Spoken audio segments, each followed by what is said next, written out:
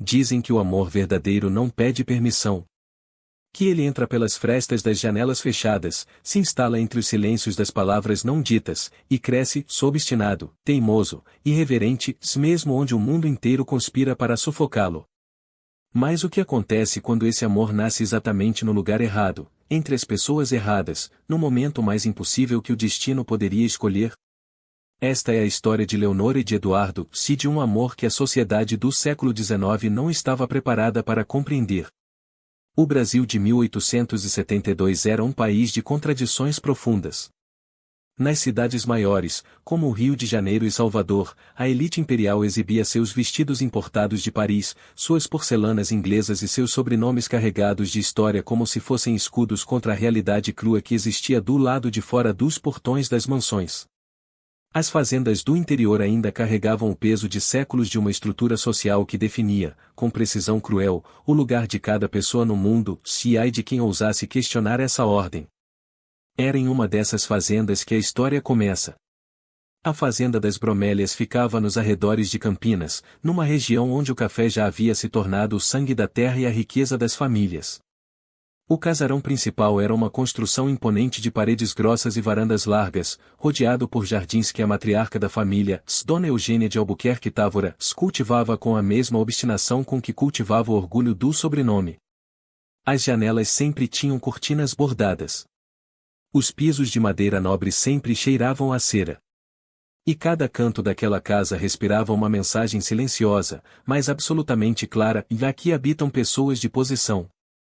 Leonora chegou à fazenda num fim de tarde de maio, quando o céu alaranjado se despedia sobre as colinas com aquela beleza indiferente que a natureza reserva para os momentos em que os humanos mais precisam de um sinal. Ela tinha 17 anos, vinha de uma família pobre do interior, e carregava numa trouxa de pano escuro tudo o que possuía no mundo, que não era muita coisa. Um avental surrado. 2 vestidos de algodão. Uma fita de cabelo que pertencera à sua mãe, morta 2 invernos antes de tifo.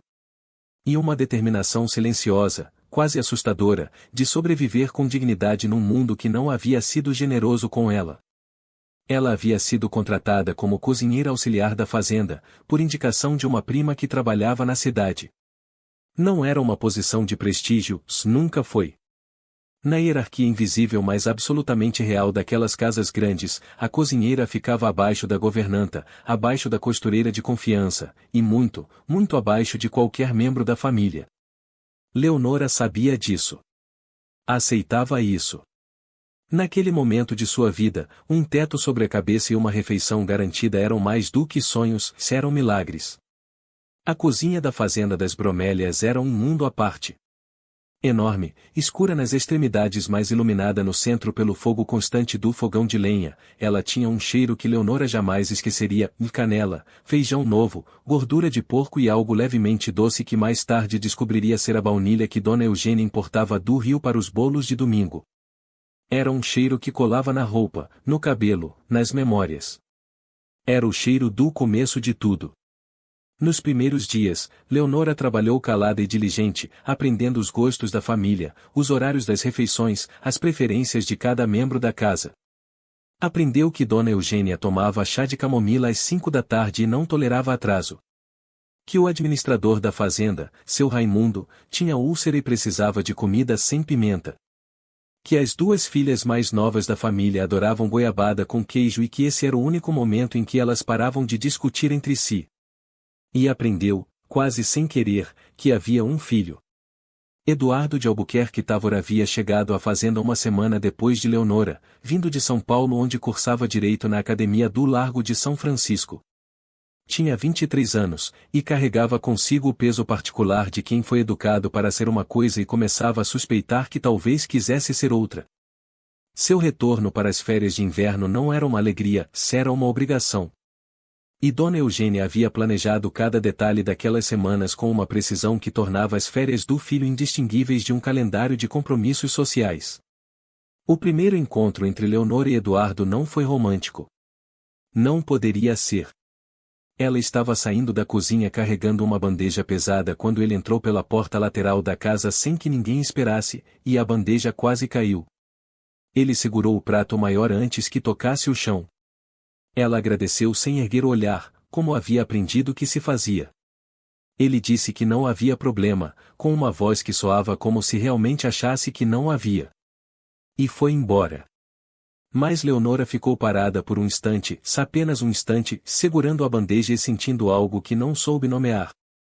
Não era admiração. Não era interesse. Era algo mais simples e mais perturbador do que isso. Era a sensação de ter sido vista. Não como uma cozinheira. Não como uma serviçal. Apenas vista. E esse instante minúsculo, imperceptível para qualquer observador, foi o primeiro tijolo de uma construção que o destino havia decidido erguer, com ou sem a permissão de Dona Eugênia de Albuquerque Távora. A rotina da fazenda das Bromélias tinha o ritmo previsível e quase hipnótico de um relógio de pêndulo. O dia começava antes do sol, para Leonora, muito antes. Às 4 da manhã ela já acendia o fogão, colocava o café para ferver, separava as frutas da estação que os trabalhadores da fazenda traziam ainda úmidas de orvalho. Havia uma ordem naquele trabalho que ela aprenderá a respeitar, quase como quem respeita uma oração. Dona Eugênia desceria às 6:30, como sempre, para inspecionar os preparativos do café da manhã. Essa era uma cerimônia que não admitia falhas.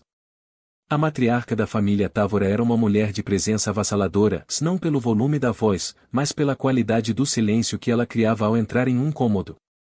Era o tipo de pessoa que não precisava elevar o tom para que todos sentissem o peso de sua desaprovação. Um olhar. Uma sobrancelha levemente erguida. Uma pausa de 2 segundos antes de responder. Esses eram os instrumentos com os quais ela governava sua casa, sua família e, como ficaria claro, a vida de todos ao seu redor. Leonora aprenderá rapidamente a não cruzar com Dona Eugênia mais do que o necessário. Não por medo exatamente, mas por uma sabedoria instintiva que as pessoas que crescem lutando para sobreviver desenvolvem cedo, vá de reconhecer onde o território é perigoso e onde é seguro. A cozinha era segura. O quintal era seguro. Os corredores laterais da casa eram seguros. O jardim da frente não era. E foi justamente no jardim da frente que Leonora se viu, numa tarde de quinta-feira, porque Benedita, a cozinheira-chefe, mulher de 50 anos e autoridade absoluta na cozinha, havia pedido que ela fosse colher sálvia para o assado do jantar. A horta ficava próxima ao jardim principal, separada dele apenas por uma cerca baixa de madeira branca que a umidade do inverno havia começado a escurecer. Eduardo estava sentado num banco de pedra ao lado de uma roseira antiga, com um livro aberto sobre os joelhos. Leonora o viu antes que ele a visse. Poderia ter se apressado, colhido a sálvia e voltado sem que ele sequer percebesse sua presença. Teria sido o mais sensato. Teria sido o que as regras não escritas daquela casa esperavam dela. Mas o livro que ele segurava era, se ela piscou para ter certeza, Su Guarani, de José de Alencar. Ela conhecia aquela capa. Havia lido o mesmo livro 3 anos antes, num exemplar emprestado por um padre de sua cidade que acreditava que saber ler era um direito de todo ser humano, independentemente de onde esse ser humano havia nascido. Ela não disse nada. Mas ficou um segundo a mais do que deveria. E dessa vez, foi Eduardo quem a viu primeiro. Você conhece Alencar? Ele perguntou, sem cerimônia, como se fosse a coisa mais natural do mundo fazer essa pergunta a uma cozinheira que colhia a sálvia a 3 metros de distância. Leonora se deteve. A resposta correta, a resposta segura, seria um ou não, senhor ou educado e uma retirada rápida. Mas havia algo na pergunta que soou genuíno demais para ser respondido com uma mentira. Conheço, se ela disse, sem erguer o tom. Li faz algum tempo. Eduardo fechou o livro sobre o joelho. E o que achou? Essa foi a pergunta que mudou tudo. Não porque fosse extraordinária em si, mas porque ninguém, em toda a vida de Leonora, havia feito essa pergunta a ela. Não da forma como ele fez, com uma curiosidade real, desprovida de condescendência, como quem genuinamente queria ouvir a resposta.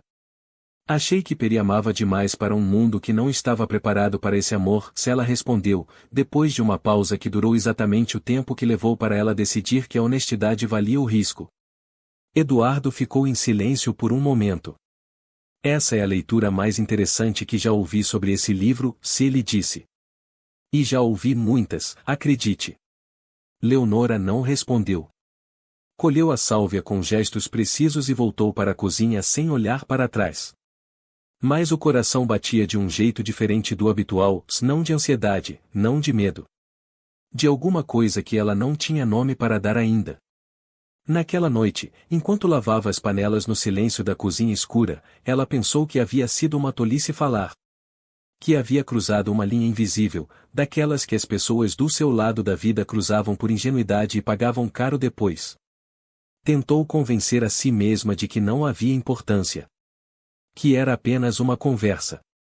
Que Eduardo de Albuquerque Távora era o filho da casa e ela era cozinheira auxiliar, e que o universo havia sido criado exatamente para manter essas duas categorias de pessoas separadas. Mas o universo, como Leonora descobriria nas semanas seguintes, tinha outros planos. Na sala de jantar, naquela mesma noite, Dona Eugênia anunciou para os filhos reunidos à mesa que havia convidado a família Monteiro Barros para um jantar no sábado seguinte. Os Monteiro Barros tinham uma filha, Isadora, de 20 anos, formada em piano e francesa, com um dote considerável e um sobrenome que combinava magnificamente com o dos Távora. Eduardo ouviu o anúncio com a expressão de quem ouve a previsão do tempo, seducado, presente, absolutamente distante. Dona Eugênia sorriu com a satisfação de quem move uma peça de xadrez no lugar certo. E a história começou, silenciosa e inevitável, a se escrever.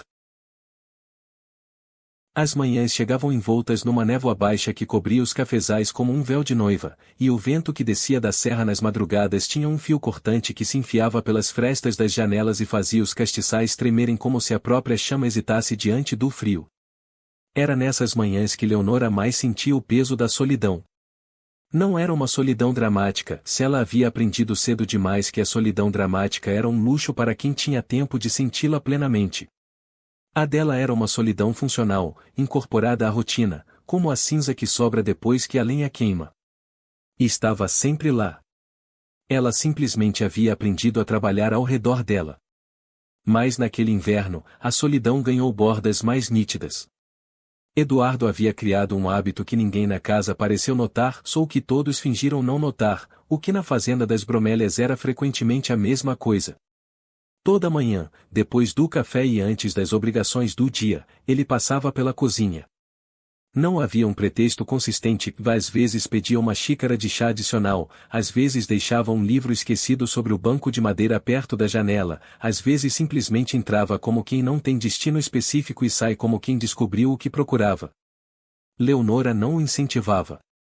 Mas também não o afastava. Havia entre eles uma linguagem que prescindia de palavras, e que era composta, quase inteiramente, de silêncios. O silêncio de quando ele se sentava no banco e ela continuava trabalhando sem fingir que ele não estava ali. O silêncio de quando ela colocava uma xícara sobre a mesa sem que ele tivesse pedido e ele aceitava sem precisar agradecer. O silêncio de quando algum assunto tocava em algo real, na morte de alguém, na injustiça de alguma situação, no peso de uma obrigação que nenhum dos dois havia escolhido, se eles simplesmente ficavam um momento parados, cada um no seu lugar, compartilhando o peso sem precisar nomeá-lo. Foi num desses silêncios que Eduardo perguntou sobre a família dela. Leonora hesitou. Era o tipo de pergunta que abria portas que ela havia aprendido a manter fechadas, não por vergonha, mas por proteção. As histórias de perda têm um peso próprio quando são contadas para quem nunca as viveu. Elas correm o risco de virar exibição. De virar objeto de pena. E Leonora tinha aversão profunda à pena. Mas havia algo na forma como ele perguntou, direto, sem o verniz performático da compaixão ensaiada, que fez com que ela respondesse. Contou sobre a mãe. Sobre os 2 invernos difíceis, sobre a doença que chegou rápida e não foi embora. Sobre o pai que havia partido antes ainda, para uma cidade do norte atrás de trabalho e que um dia simplesmente parou de mandar notícias. Sobre os irmãos menores que haviam sido distribuídos entre parentes, como pertences que precisam de um lugar para ficar. Sobre a prima que havia arranjado um emprego na fazenda como um salva-vidas lançado no momento exato. Ela contou com voz uniforme. Sem melodrama. Com a serenidade de quem já processou a dor até ela virar parte da paisagem interior. Eduardo ouviu sem interromper. Sem os comentários reflexivos que as pessoas bem criadas fazem para demonstrar que estão ouvindo. Apenas ouviu. Quando ela terminou, houve uma pausa longa. Você é mais forte do que qualquer pessoa que conheço, se ele disse. E disse com uma simplicidade tão desarmada que Leonora não soube o que fazer com a frase. Ela voltou a mexer na massa de pão que havia parado de sovar. Não é força, Sela respondeu, depois de um momento. É só o jeito que as coisas são. Talvez, se ele disse. Mas a maioria das pessoas se quebra quando as coisas são assim. Você não se quebrou. Leonora não respondeu. Mas algo nela, alguma coisa pequena e antiga que havia sido guardada com muito cuidado num lugar fundo, moveu-se levemente. Como uma folha que o vento toca sem intenção e que, mesmo assim, tremula. Nos dias que se seguiram, as conversas foram crescendo em profundidade com a naturalidade lenta de uma planta que ninguém regou conscientemente, mas que encontrou água sozinha nas camadas mais profundas da terra. Eduardo falava sobre São Paulo, sobre o curso de direito que havia escolhido sem escolher, porque era o que se esperava, porque seu pai havia sido jurista, porque os Távora sempre tiveram juristas, sobre os professores que admirava e os que o entediavam profundamente, sobre os livros que lia escondido porque a mãe achava que romances eram perda de tempo para um homem sério. Leonora ouvia. E às vezes respondia com uma observação que o fazia parar, inclinar levemente a cabeça, repensar alguma coisa que havia tomado como certa. Havia respeito naquilo. Um respeito mútuo e silencioso que nenhum dos dois havia combinado e que nenhum dos dois parecia capaz de desfazer.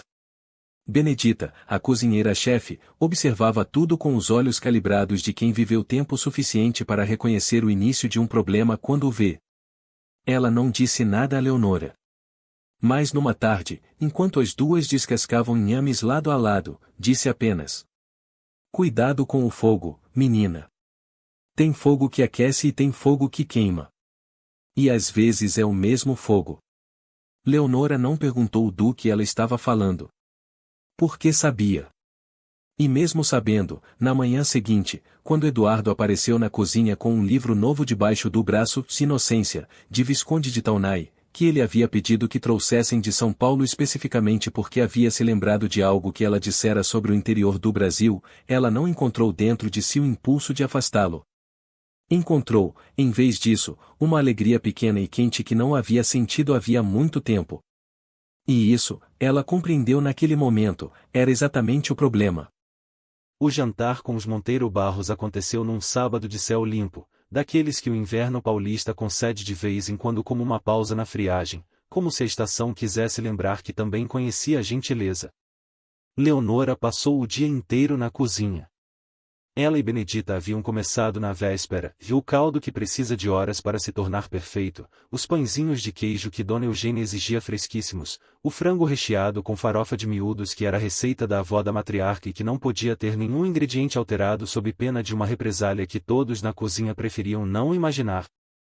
Havia também uma sobremesa vinda diretamente de uma receita francesa que Dona Eugênia havia copiado numa visita ao Rio de Janeiro, com ingredientes que Leonora precisou pedir explicação sobre os nomes porque jamais havia visto aquilo em sua vida. Enquanto cozinhava, ela ouvia, inevitavelmente, porque as paredes da fazenda eram grossas mas os sons viajavam pelos corredores com uma facilidade perturbadora, e os preparativos do jantar. O som das vozes das filhas de Dona Eugênia discutindo sobre qual vestido usar. O som das instruções da matriarca ao mordomo sobre a disposição dos talheres. E, em algum momento da tarde, o som de uma carruagem chegando, seguido de vozes novas, femininas e masculinas, animadas com o calor de quem chega a uma visita esperada. Leonora não foi ao salão. Naturalmente. Mas Benedita precisou que ela levasse uma travessa adicional ao aparador da sala de jantar mais tarde, quando o jantar já estava em andamento e uma daquelas situações em que a lógica da cozinha não tinha como ser contornada. Leonora entrou pela porta lateral, de cabeça baixa, com a travessa nas mãos, e cruzou o cômodo com a rapidez eficiente que havia aprendido a usar. Mas cruzou o suficiente para ver. A família Monteiro Barros estava sentada do lado oposto da mesa. O pai, de bigodes respeitáveis e expressão satisfeita. A mãe, com um sorriso que parecia permanentemente instalado no rosto. E Isadora, e a filha, que havia sido descrita por todos com um entusiasmo reservado para algo que tem exatamente o valor que o mercado exige. Isadora ria de alguma coisa que Eduardo havia dito. Eduardo sorria, e com educação, com a correção impecável de quem foi criado para saber exatamente qual sorriso usar em qual circunstância. Dona Eugênia observava tudo com a satisfação contida de uma maestrina que vê sua orquestra tocar exatamente as notas certas. Leonora saiu pela mesma porta lateral sem que ninguém notasse sua presença. De volta à cozinha, continuou trabalhando. Naquela noite, depois que os convidados foram embora e a cozinha foi limpa e o silêncio desceu sobre a fazenda como um cobertor pesado, Leonora ficou sentada por um momento no banco de madeira perto da janela, e o mesmo banco onde Eduardo às vezes se sentava de manhã, e olhou para o fogo que morria lentamente na boca do fogão. Ela não estava com raiva. Não estava com inveja. Estava, reconheceu com uma honestidade que doeu, com medo. Medo de algo que ainda não havia acontecido mas que já havia começado a existir dentro dela com a teimosia das coisas que surgem sem ser convidadas. Na manhã seguinte, Eduardo entrou na cozinha mais cedo do que o habitual. Leonora estava sozinha, e Benedita ainda não havia chegado, e ele ficou parado na entrada por um momento, como se percebesse que havia chegado em hora errada e estivesse calculando se deveria ficar ou ir embora. Ficou. Os Monteiro Barros gostaram muito do jantar e ele disse: "Fico feliz", e ela respondeu, sem parar o que estava fazendo. Houve uma pausa. Leonora. Ele havia dito o nome dela.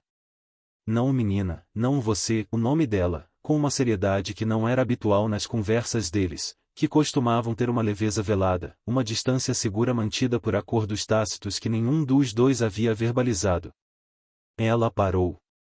Mas não se virou. A senhora Isadora, e ele começou, e então parou. Começou de novo. Minha mãe tem planos que não são necessariamente os meus. Leonora ficou em silêncio por um momento. Os planos das mães de família costumam ser melhores para todos, ela disse, com uma voz que tentou soar neutra e não soou completamente. Você acredita nisso? Ele perguntou. Ela finalmente se virou para ele. Pela primeira vez em semanas, olhou diretamente para ele por mais de um segundo. O que eu acredito não tem importância aqui, e ela disse. O que importa é o que é certo. E certo, para você, nessa casa, nesse mundo, e ela fez um gesto levemente circular com a mão, abrangendo a cozinha, a fazenda, o século inteiro, é casar-se bem, administrar as terras do seu pai e fazer sua mãe feliz. Eduardo ficou em silêncio por um longo momento. E para você? Ele perguntou. O que é certo para você? Leonora voltou a trabalhar. Para mim, ela disse, com uma firmeza que custou mais do que pareceu, é terminar esse pão antes que Benedita chegue e me encontre parada conversando. Ele saiu. E Leonora percebeu, enquanto sovava a massa com uma energia que não tinha nada de culinário, que havia alguma coisa errada. Não com ele. Não com ela. Com o mundo, com a época, com a distância intransponível entre o banco de pedra do jardim e a cozinha dos fundos, e uma distância que se media não em metros, mas em séculos de uma ordem que ninguém havia pedido e que todos, de alguma forma, haviam aceito como se fosse natural como o ar. Benedita chegou 10 minutos depois e encontrou Leonora trabalhando em silêncio com uma expressão que a velha cozinheira conhecia bem. Era a expressão de alguém que está tentando, com toda a força que tem, não sentir o que está sentindo. E que está perdendo.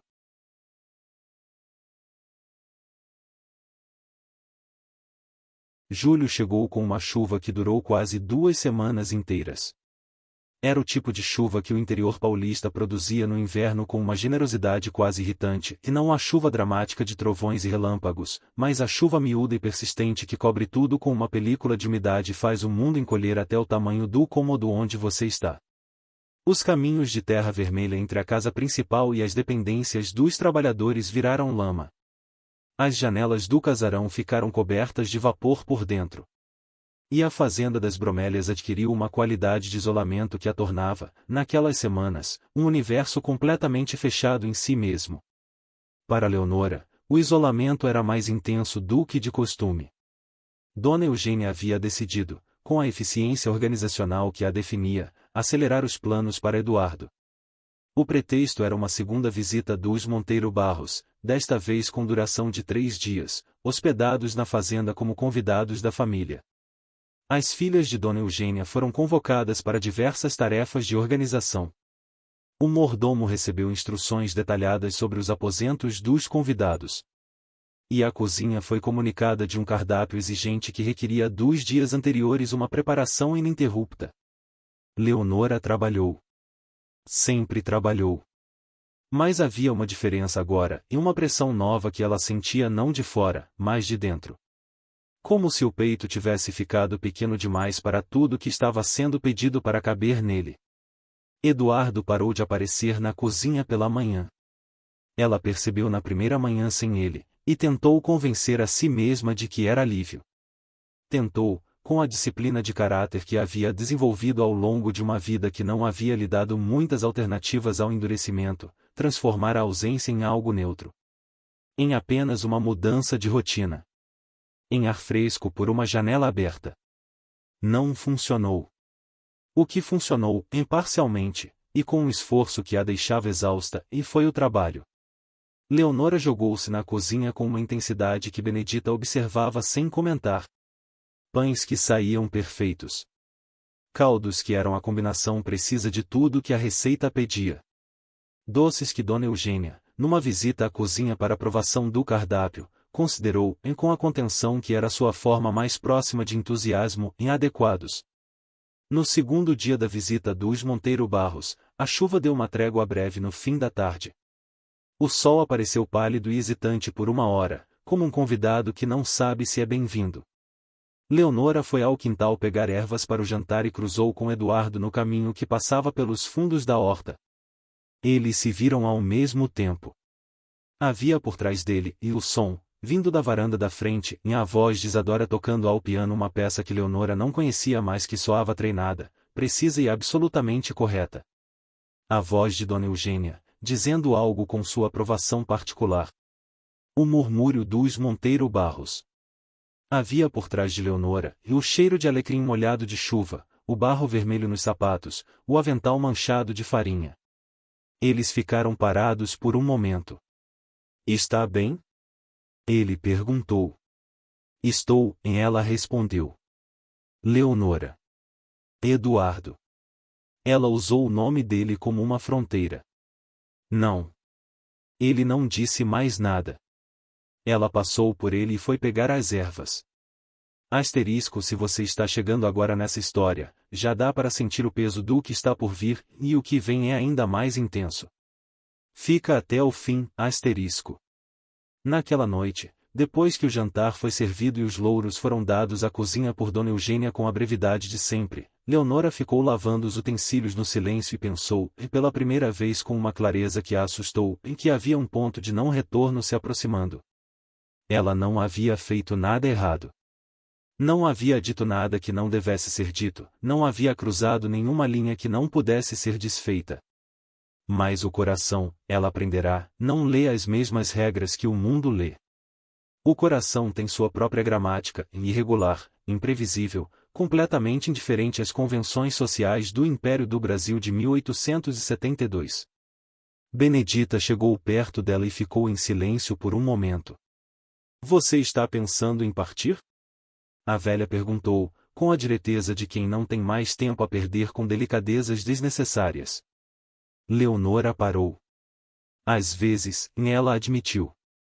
Pois então pensa com cuidado, e Benedita disse. Porque partir por medo não é coragem. É só outra forma de ficar presa. Leonora não respondeu. Mas a frase ficou. Do lado de fora, a chuva voltou. Mais forte dessa vez, batendo nas telhas com uma insistência que parecia ter urgência, como se o céu também soubesse que havia chegado num momento crítico e quisesse fazer-se notar. Dentro da cozinha, Leonora terminou de lavar os utensílios, apagou a lamparina menor e ficou parada na escuridão por um momento, ouvindo a chuva. Havia amor ali. Ela sabia disso agora, e sabia com aquela certeza silenciosa que é a mais honesta de todas porque não pede validação e não aceita negação. Havia amor, incipiente e inegável, como uma semente que germina na terra errada e que, mesmo assim, empurra para cima porque é da natureza de todas as coisas vivas empurrar para a luz. E havia também, igualmente presente, igualmente real, o peso de tudo que esse amor significaria. As consequências. A impossibilidade. A mãe do conde, com sua sobrancelha levemente erguida, com seus planos impecavelmente dispostos como talheres de prata sobre a toalha de linho branco. Leonor apagou a última lamparina e foi dormir. Mas o sono demorou muito mais do que ela precisava que demorasse. Os Monteiro Barros partiram numa manhã de sol frio, numa carruagem que o mordomo havia mandado preparar desde o amanhecer. Isadora acenou da janela com o sorriso correto de quem foi bem criada para não demonstrar mais do que o protocolo permite. Dona Eugênia ficou na varanda até a carruagem desaparecer na curva da estrada de terra, e então entrou na casa com a expressão de quem acabou de confirmar que o plano avança conforme o planejado. Eduardo ficou parado na varanda por um momento depois que a mãe entrou. Leonor o viu da janela da cozinha, sem que ele a visse. Era um olhar que ela não deveria ter ficado tempo demais, e mais ficou. Tempo demais para ver que ele estava imóvel com aquela imobilidade particular de quem está, por dentro, se movendo em várias direções ao mesmo tempo e não encontrando saída em nenhuma delas. Naquela tarde, Dona Eugênia convocou Eduardo para uma conversa na sala de estar, em a sala que era reservada para os assuntos sérios da família, onde o piano de cauda ficava coberto com um pano bordado e os retratos dos antepassados olhavam das paredes com a solenidade de quem se sente qualificado para julgar os vivos. Leonora soube da conversa porque toda a casa soube, e não pelo barulho, que não houve, mas pelo silêncio que veio depois. Aquele silêncio específico que cobre uma casa quando algo importante e irreversível está sendo decidido dentro dela. A proposta formal de casamento entre Eduardo e Isadora seria feita na próxima visita do patriarca Monteiro Barros, marcada para setembro. Eduardo aceitou discutir o assunto. Não disse sim. Mas tampouco disse não. E essa foi, para Leonora, que soube de tudo por Benedita, que soube de Francisca, a criada que limpava a sala de estar e que tinha ouvidos que funcionavam mesmo quando o resto do corpo estava ocupado com espanadores, a informação mais pesada de todas. Não a proposta em si. O não. Havia algo cruel na ambiguidade, e mais cruel, de certa forma, do que uma recusa definitiva. Uma recusa definitiva fechava uma porta e deixava claro onde estava a saída. A ambiguidade deixava tudo aberto e tudo fechado ao mesmo tempo, como um quarto sem janelas que tem uma luz acesa no teto. Leonora passou os dias seguintes construindo, tijolo por tijolo, com toda a consciência de que era capaz, a parede interna que a separaria do que estava sentindo. Era um trabalho que ela conhecia e havia construído paredes assim antes, quando a mãe morreu, quando o pai sumiu, quando os irmãos foram embora. A arquitetura da proteção emocional não era novidade para ela. O problema é que dessa vez a parede não subia. Cada tijolo que ela colocava com cuidado, ao amanhecer, havia caído ao entardecer. E ela voltava a encontrar dentro de si a mesma vulnerabilidade exposta que a assustava, e não porque fosse fraqueza, mas porque era real demais para ser ignorada. Eduardo voltou a aparecer na cozinha numa manhã de terça-feira, 10 dias depois da partida dos Monteiro Barros. Desta vez não havia livro. Não havia pretexto. Ele entrou, ficou parado na soleira, e Leonora virou-se para ele com uma expressão que deve ter dito tudo o que precisava ser dito, porque ele ficou parado sem falar por um tempo longo demais para ser confortável. Não faço ideia do que estou fazendo, e ele disse, finalmente. Eu faço, e ela respondeu. E a dureza que tentou colocar na voz não chegou completamente. Você está aqui quando deveria estar em outro lugar. E eu estou aqui onde deveria estar. E é exatamente isso. Leonora. Eduardo. Ela colocou a colher sobre a mesa. Eu preciso que você entenda uma coisa. Ela respirou.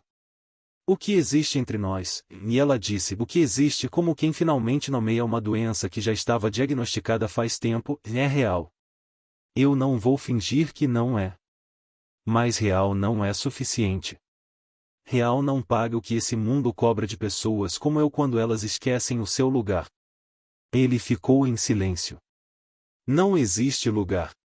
Existe, e ela o interrompeu, com uma firmeza que veio de algum lugar muito profundo. Existe, sim. Você pode não querer ver porque não é você que paga o preço de não ver. Mas eu pago. E eu sempre paguei o preço das coisas que aconteceram na minha vida.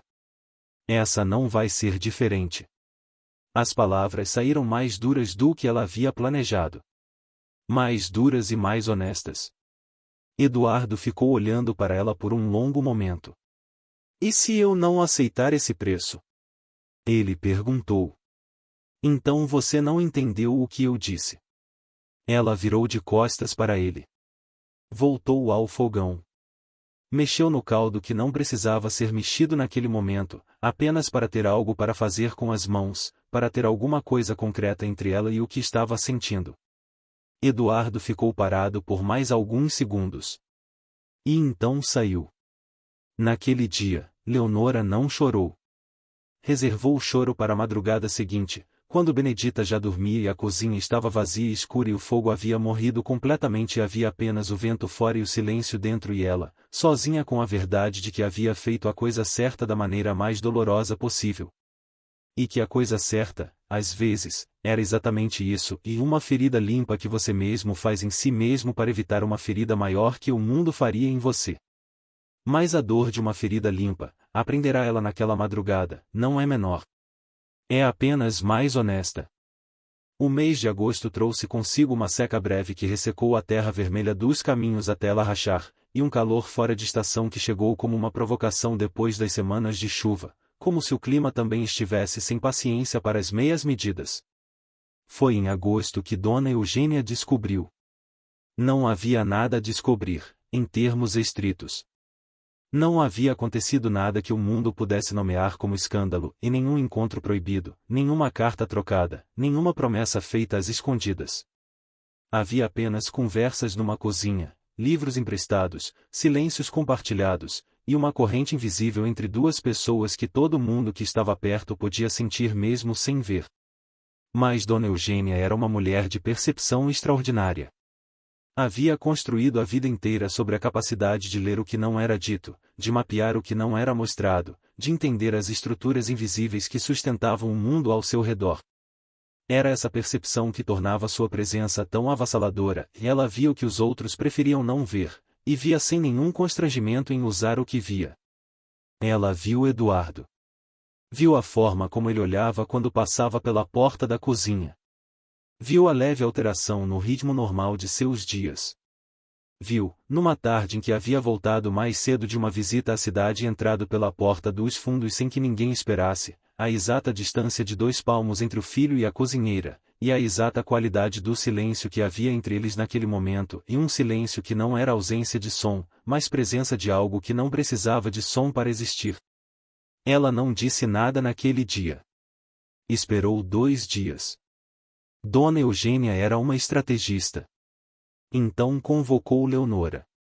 A conversa aconteceu na sala de costura, em um cômodo menor, mais privado do que a sala de estar principal, escolhido com precisão porque transmitia autoridade sem o excesso de formalidade da sala de retratos. Dona Eugênia estava sentada numa poltrona de veludo verde escuro quando Leonora entrou, e não a convidou a se sentar. Você sabe por que está aqui, disse Dona Eugênia. Não era uma pergunta. Imagino, senhora, e respondeu Leonora. Então vou ser direta, porque é o que respeito e o que espero em retorno. Ela cruzou as mãos sobre o colo com uma calma que era mais assustadora do que qualquer raiva poderia ser. Meu filho vai se casar com Isadora Monteiro Barros no início do ano que vem. Essa é a decisão da família. É a decisão certa para ele, para o nome que carrega e para o futuro que merece. Leonora ficou em silêncio. Você é uma boa trabalhadora, continuou Dona Eugênia, com a generosidade precisa de quem sabe que o elogio antes da sentença é mais eficaz do que a sentença sem contexto. Benedita fala bem de você. Eu mesma reconheço seu valor aqui. Uma pausa. Mas há limites que existem por razões que vão além da vontade de qualquer pessoa. Limites que existem porque é assim que o mundo é organizado, e porque essa organização serve a todos, inclusive as pessoas que talvez, no momento, não consigam ver como ela as serve. Entendo, senhora, disse Leonora. Não tenho certeza de que entende. A voz de Dona Eugênia ganhou um fio mais tenso. O que um envolvimento como esse custaria a você, menina, seria devastador. E o que custaria ao meu filho, e ela pausou, e seria algo que eu não permitirei. Não é sobre sentimentos. É sobre o que é possível nesse mundo. E nesse mundo, uma ex-cozinheira não se casa com um távora. As palavras pousaram no silêncio da sala de costura com o peso de pedras. Leonora não respondeu imediatamente. Ficou de pé, com as mãos unidas à frente, sentindo cada sílaba daquela frase assentar dentro dela com a precisão de quem foi treinado a causar o máximo de efeito com o mínimo de crueldade aparente. Vou arrumar minhas coisas, ela disse, por fim. Dona Eugênia ergueu levemente uma sobrancelha. Não pedi que partisse, disse ela. Pedi que entendesse. Entendi, senhora. Leonora olhou nos olhos pela primeira e única vez naquela conversa. E exatamente porque entendi é que vou partir. Porque ficar sabendo que sei agora seria desonesto da minha parte. E desonestidade é a única coisa que eu nunca me permiti. Saiu da sala de costura com a coluna reta e o coração partido. Asterisco: se essa história está tocando em algo dentro de você, você não está sozinho. O que Leonora sentiu naquele momento, e todos nós já sentimos, de uma forma ou de outra. Continue aqui, asterisco. Eduardo soube naquela mesma noite, não pela mãe, em que havia contado apenas o essencial ao filho com a versão que lhe convinha, mas por Francisca, que havia ouvido a conversa e que sentia por Leonora uma lealdade nascida 2 meses de trabalho lado a lado. Ele foi à cozinha. Era tarde, em quase meia-noite. A casa estava em silêncio. Leonora estava acordada, dobrando as poucas coisas que possuía com a calma de quem já passou pelo processo de perder tudo e sabe que é possível sobreviver. Você não vai, ele disse, na soleira da porta. Vou, ela respondeu, sem parar. Leonora, escuta. Eduardo. Ela parou. Virou-se para ele com uma expressão que ele jamais esqueceria, e não de raiva, não de acusação, mas de uma dor tão honesta que parecia quase sagrada. Sua mãe está certa. Não da forma que ela pensa que está e não nas razões que ela dá. Mas está certa em que esse mundo não tem espaço para isso. E eu aprendi cedo demais que lutar contra o que não tem espaço é gastar uma vida inteira sangrando por uma porta que nunca vai abrir. Posso abrir essa porta. Não pode. Ela fechou a trouxa. Por que abrir essa porta custaria quem você é? E eu não quero ser o preço de quem você deixou de ser. Ele ficou em silêncio. Ela pegou a trouxa. Passou por ele. Parou na porta por um segundo, em apenas um, e sem se virar. Cuide-se, ela disse. E saiu para a noite de agosto, com as estrelas frias lá em cima e a terra vermelha rachada embaixo dos pés, carregando tudo que possuía no mundo numa trouxa de pano escuro. O mesmo com que havia chegado. A fazenda, depois que Leonora foi embora, ficou exatamente igual. Era isso que mais pesava. O mundo não parava. As manhãs continuavam chegando com sua névoa costumeira sobre os cafezais. O fogão continuava sendo aceso às 4 da manhã por quem assumiu o lugar de Leonora na cozinha, e uma mulher mais velha, competente, silenciosa, que não fazia perguntas e não criava problemas. Benedita a treinou sem comentários. Dona Eugênia aprovou a substituição com brevidade. E a fazenda das bromélias seguiu seu ritmo como um relógio de pêndulo que não nota a troca de quem o observa. Mas Eduardo notava. Havia um buraco na manhã. Um buraco específico, com a forma exata do tempo que ele havia passado naquela cozinha, que não era muito, racionalmente falando, mas que havia sido denso o suficiente para que a ausência pesasse mais do que a presença de muitas outras coisas que continuavam existindo. Ele foi à biblioteca. Pegou Inocência, o livro que havia mandado buscar especificamente para ela. Ficou com ele nas mãos por um momento. Colocou de volta na prateleira. Saiu para a varanda. A mãe passou por ele, às 6:30 da manhã, com a pontualidade de sempre, e disse bom dia com a mesma voz de sempre, e Eduardo respondeu com a mesma voz de sempre, e os dois estavam, naquele momento, perfeitamente intactos em aparência e completamente separados por algo que nenhum dos dois nomeou. Dona Eugênia havia feito o que acreditava ser certo. Ela genuinamente acreditava nisso, e essa era a parte mais complexa de toda a história, porque a crueldade mais difícil de combater não é a crueldade maliciosa, mas a crueldade convicta. A que age de má com a certeza absoluta de que age de bem. A que parte o coração alheio com a firmeza de quem corta um galho doente para salvar a árvore. Eduardo passou o mês de agosto em silêncio.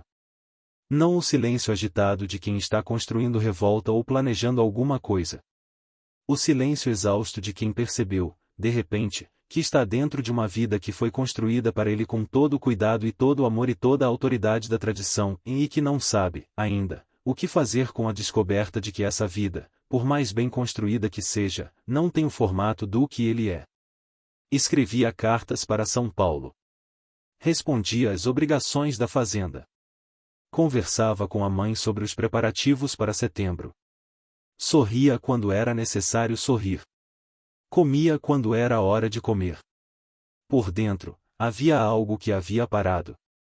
Leonora, enquanto isso, havia chegado a Campinas.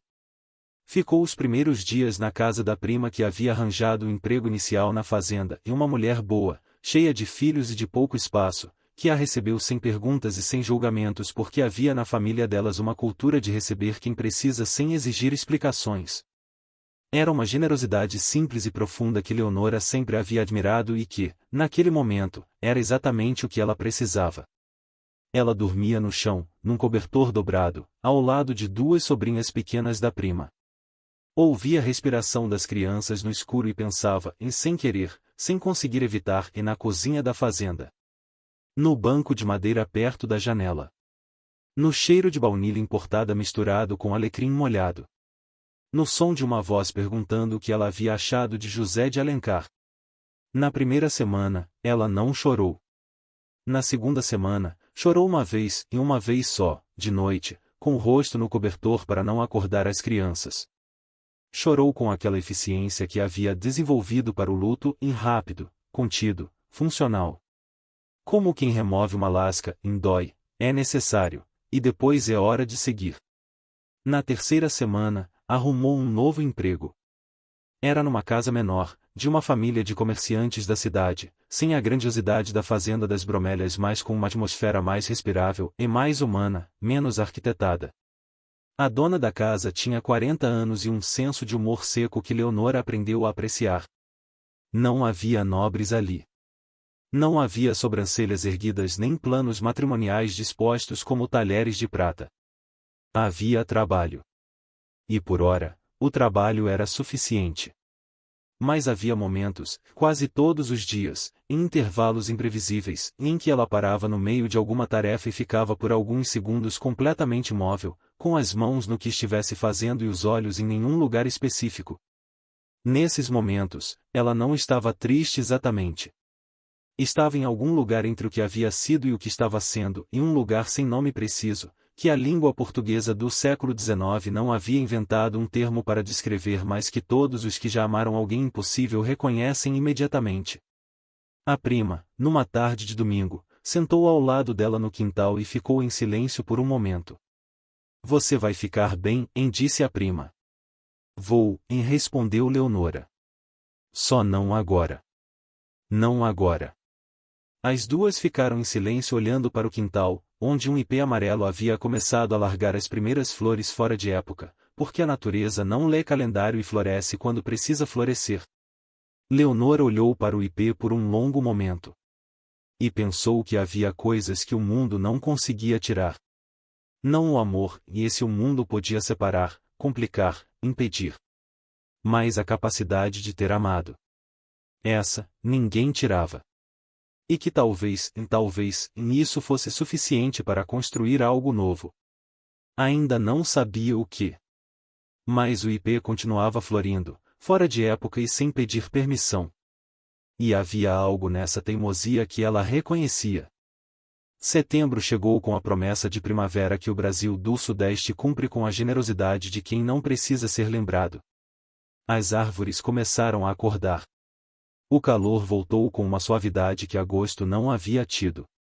E os ipês, não apenas o do quintal da prima, mas todos os ipês da cidade, explodiram em amarelo com a simultaneidade sempre surpreendente que fazia as pessoas pararem nas ruas e levantarem o olhar como se vissem pela primeira vez. Eduardo partiu para São Paulo no início do mês. Não para fugir, ou não apenas para isso, embora fugir fizesse parte. Mas porque o semestre havia recomeçado e havia uma vida em andamento que precisava ser continuada, decisões que precisavam ser tomadas, um homem que precisava ser terminado de formar. A noite antes de partir, ele ficou sentado na sala de estar por um tempo longo, sozinho, com a lamparina acesa e os retratos dos antepassados Távora nas paredes. Olhou para os rostos daqueles homens e avós, bisavos, todos eles bem vestidos, todos eles portando o sobrenome com a gravidade de um escudo. Homens que haviam construído a fazenda, que haviam plantado o café, que haviam estabelecido as alianças que tornavam os Távora o que eram. Homens que haviam vivido as vidas que eram esperadas deles. Eduardo ficou olhando para esses rostos e tentou, com toda a honestidade que possuía, perguntar a si mesmo o que realmente queria. Não o que era certo. Não o que era esperado. O que queria? A resposta chegou com uma clareza que o assustou. Queria Leonora.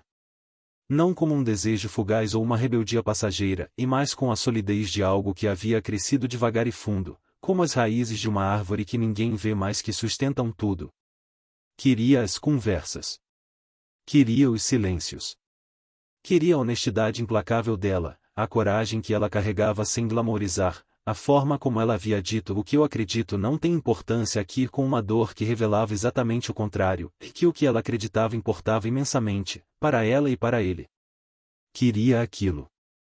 Mas querer não era, sozinho, suficiente. Porque Leonor havia dito algo que ele havia levado semanas para compreender completamente, que ele não podia abrir a porta sem perder quem era. E Eduardo passou aquele mês em São Paulo pensando sobre isso com a seriedade que a questão merecia, e não a acusação embutida na frase, mas a pergunta real por baixo dela. Quem era ele? Era um Távora. Sim. Era o filho de Dona Eugênia, o herdeiro da fazenda, o jurista em formação com um sobrenome carregado de expectativa. Mas era também, e isso havia demorado para chegar com clareza, e o homem que havia escolhido ir à cozinha todas as manhãs por semanas porque era lá, e apenas lá, que havia encontrado uma conversa que o tratava como pessoa inteira, sem mediação de classe ou de protocolo. A questão não era se ele amava Leonora. A amava. A questão era o que um homem de sua posição fazia com um amor que o mundo de 1872 não havia construído espaço para comportar. Em Campinas, Leonora passava os dias na casa dos comerciantes com uma regularidade que havia começado a ganhar a textura de uma vida nova. Não era a vida que havia imaginado, e mais raramente as vidas que a gente termina sendo são as que imaginou. A dona da casa, Dona Clara, havia percebido que Leonora sabia ler e escrever com fluência incomum para alguém de sua origem, e havia começado a deixá-la ajudar os filhos mais novos com as lições depois do jantar. Era uma pequena coisa. Mas havia nela uma dignidade diferente, a dignidade de ser útil de uma forma que ia além das panelas. Numa tarde de outubro, um bilhete chegou. Sem remetente no envelope. Com letra que ela reconheceu imediatamente, porque havia visto aquela caligrafia nas anotações que Eduardo fazia nas margens dos livros que emprestava. O bilhete dizia apenas: asterisco, você me ensinou que a coisa certa pode doer mais do que a coisa errada. Ainda estou aprendendo o que fazer com isso, asterisco. Leonora leu o bilhete 3 vezes. Dobrou-o com cuidado. Guardou-o no fundo da trouxa, ao lado da fita de cabelo que pertencera à mãe. Ficou sentada por um tempo longo. Havia amor naquele bilhete, e ela o reconhecia, limpo e contido e honesto como tudo que havia existido entre eles.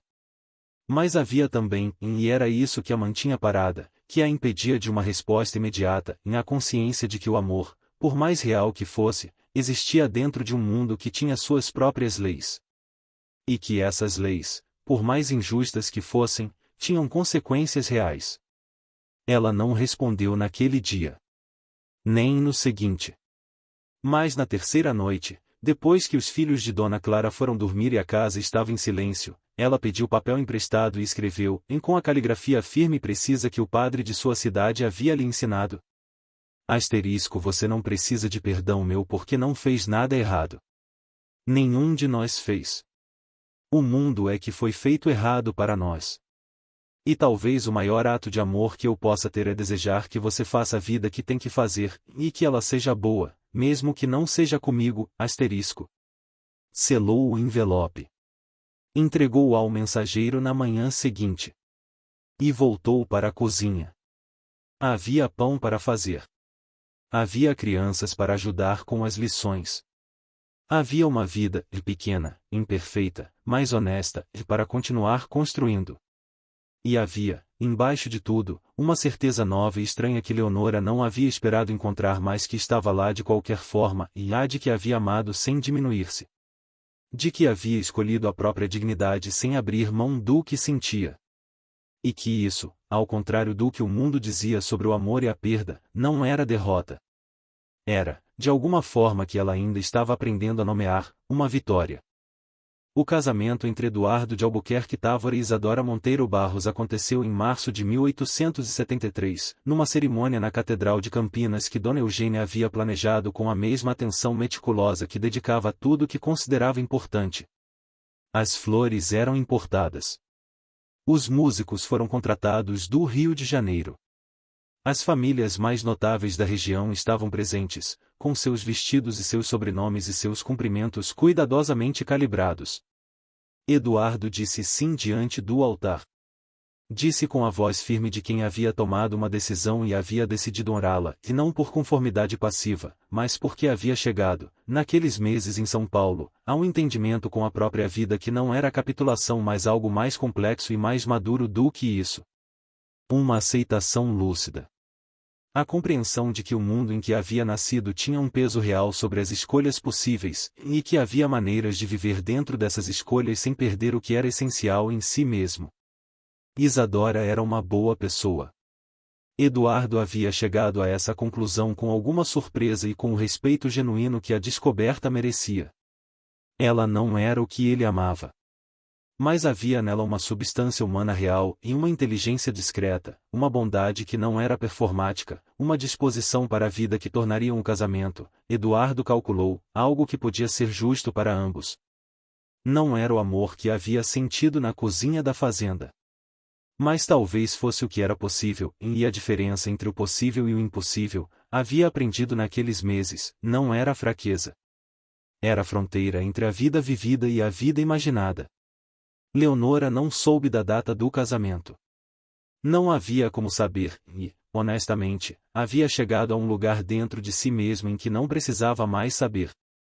O bilhete que havia recebido de Eduardo e a carta que havia enviado em resposta haviam sido, compreendeu com o tempo, uma despedida.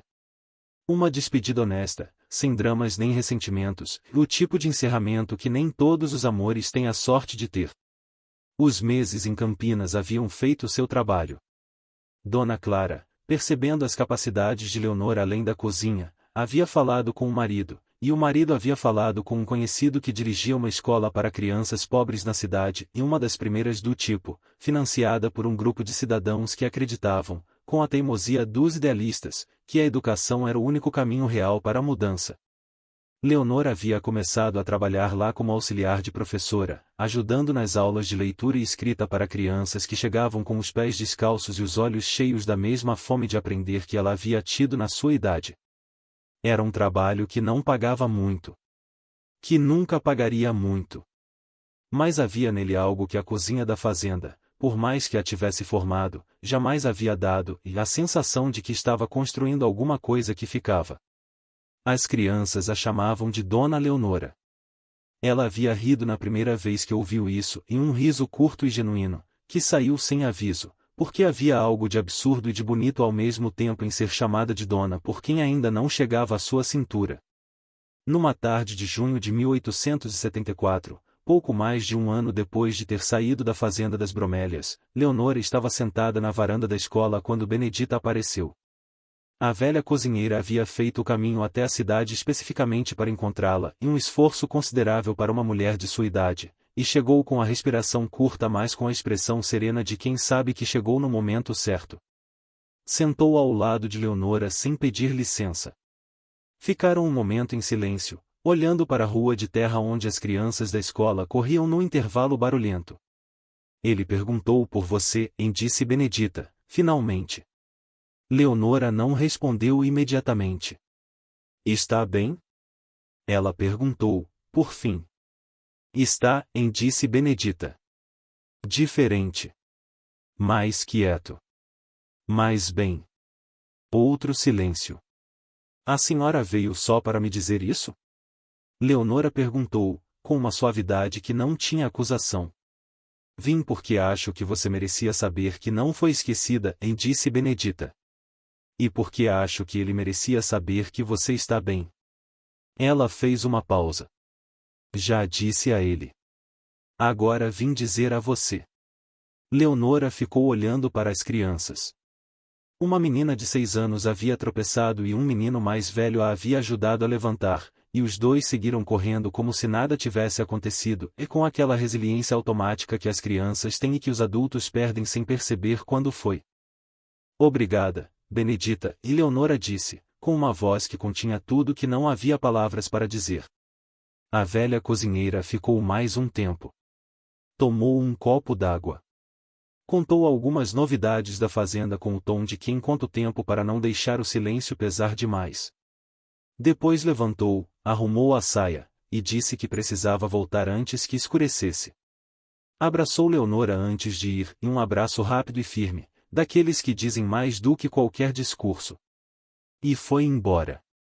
Leonora ficou na varanda até o sol começar a descer, pintando o céu naquele laranja antigo que ela havia visto pela primeira vez chegando à fazenda das Bromélias, anos atrás, com uma trouxa de pano escuro e uma fita de cabelo da mãe morta e uma determinação silenciosa de sobreviver com dignidade.